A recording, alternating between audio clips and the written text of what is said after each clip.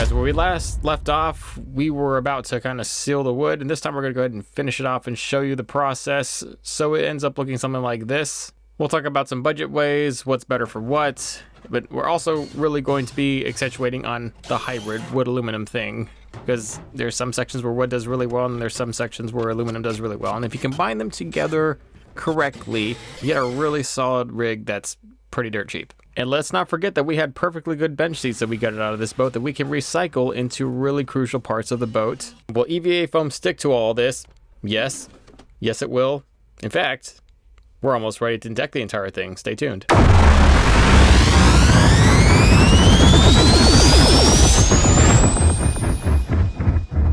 So we're getting back into this 1436, which we are now going to officially call the John Yacht. That's its name. We're calling this our own personal yacht.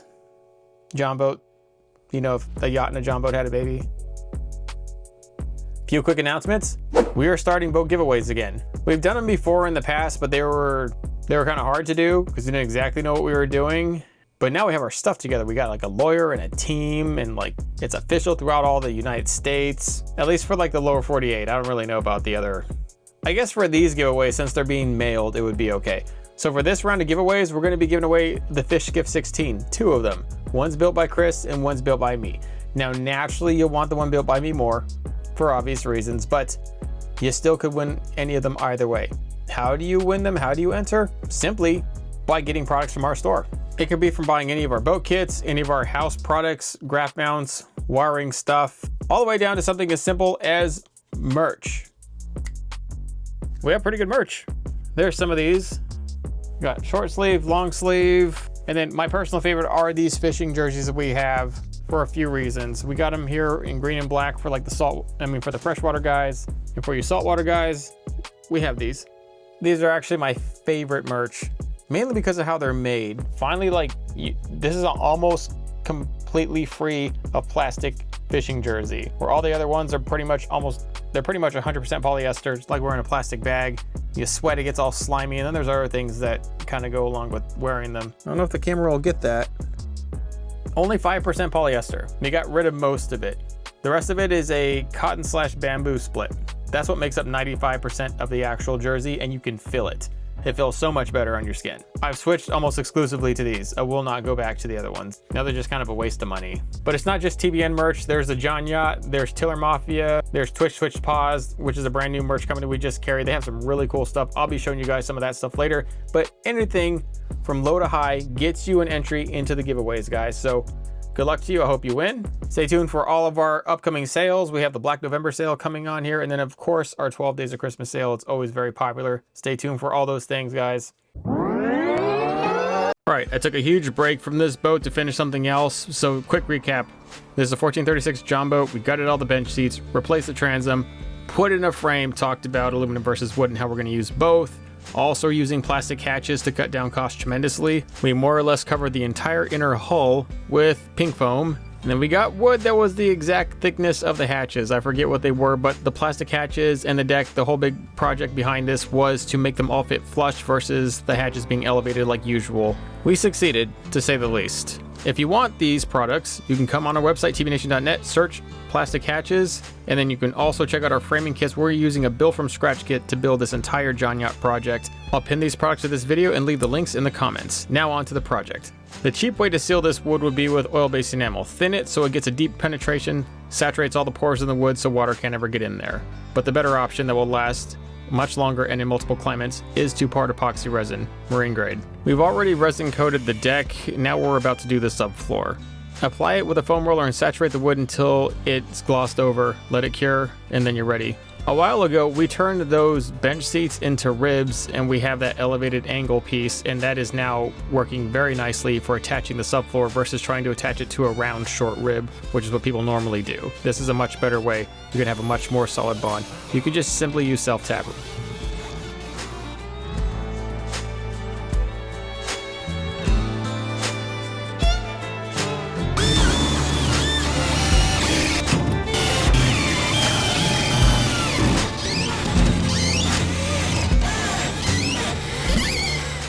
In the earlier video, the wood was damaged in the cutting process, so I used thickened epoxy to fill in the voids, which made a clean, solid, even layer, which is extremely important later on when we actually go to put the flooring on the deck. If you have edges in your deck that fray or chip during the cutting process, you can repair them with like a thickened putty, kind of like the JB weld stick for like plumbing. That'll work perfectly. Or if you can get a thickened epoxy resin like West System 610, that's what I used here to fix this.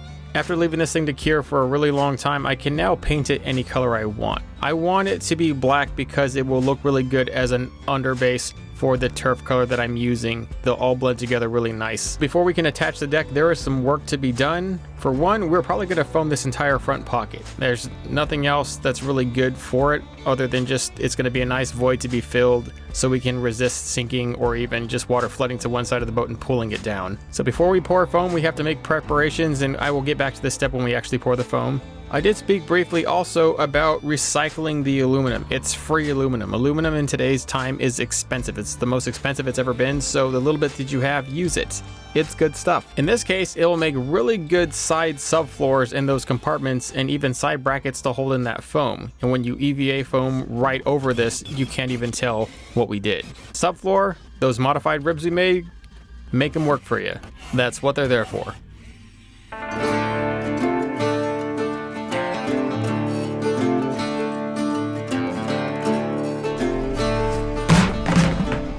Installing the interior flooring is going to be the easiest that it's ever going to be, right here and now, while everything is still open and the deck is not on there. So we're going to go ahead and take advantage of that. I have these leftover scraps of foam from the pontoon project. That's really what I'm using, just leftover stuff I had. Didn't buy anything new. HydroTurf donated me these pro sheets. I wish I had a whole extra, like 3 or 4 sheets. I would deck the entire boat with this stuff. It's truly awesome. The best stuff I've ever used. HydroTurf has made it a mission, along with us, to make more DIY friendly items that look pro. With every other turf company, they either sell you like cut groove, wide groove, or just straight flat sheets. They don't do anything cool like this. If you wanted something unique like this beehive pattern or any of their other pro designs, you'd have to pay a lot of serious money to somebody with a CNC machine who specializes in like cutting foam and designing stuff. But you can just get these sheets, do it all yourself. I've seen entire boats decked with this on TikTok, some jet boats. It looks awesome. Because I ran out of that stuff and all I have left is this kind of wide groove teak that's the same color, that's what I have for the sidewalls. I'd like to make it all match, but I gotta use what I gotta use. I am on a budget. I don't think anybody will really look in there, do you? Who cares? Hey guys, if you made it this far in the video and you like what you see, show us by leaving a like and a comment and possibly sharing this to people. It will help this video trend to other people like you, which is important because it's the off season for boating and YouTube likes to kill our views during the off season and we hate it. Also check out tvnation.net. Do not forget to sign up for the giveaways, get some merch, check us out. All right, so let's check out what we got. So this is it, I became a paintable surface. I orbital sanded it with 220 grit, roughed up the surface, and then spray painted it with gloss.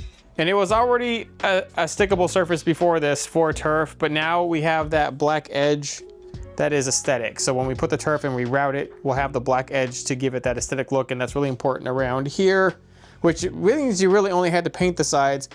But what I have found when you try to do that is that overspray gets on the top, so you might as well just spray it all anyways. And so we just did a nice thick even coat. It's not even a day that it's cured yet, so we're gonna have to kind of wait. So inside here, I know this is mismatched with the line teak versus the Beehive Pro sheets, but it's what I had left over after like the pontoon boat. It soaked up all of my turf. I had hoped I'd have enough left over for this. I don't even know if I have enough left over for that little piece there.